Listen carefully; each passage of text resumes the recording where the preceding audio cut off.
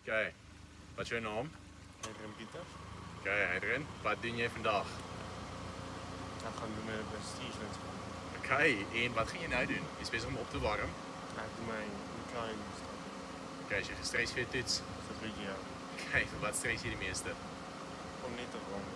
Dat is die first one. Adrian, sterkte, sien je aan die andere kant. Doen voor ons een mooi inkant staat.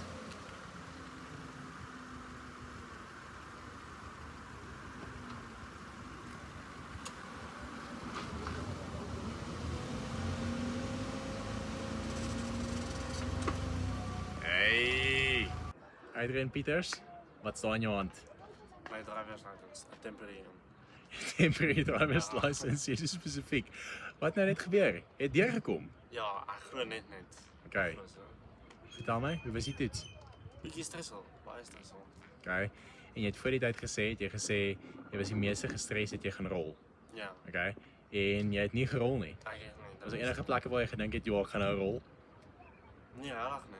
Oké. Daar bij die opdrannen, dat was dit. Oké. Ja. Wat is die eerste ding wat je gaan doen als je bij die huis komt? Op die bank gaan zitten. Die bank gaan zitten. Adrian, baie geluk. Geniet je licensie. Welkom bij die First Time Pass Club.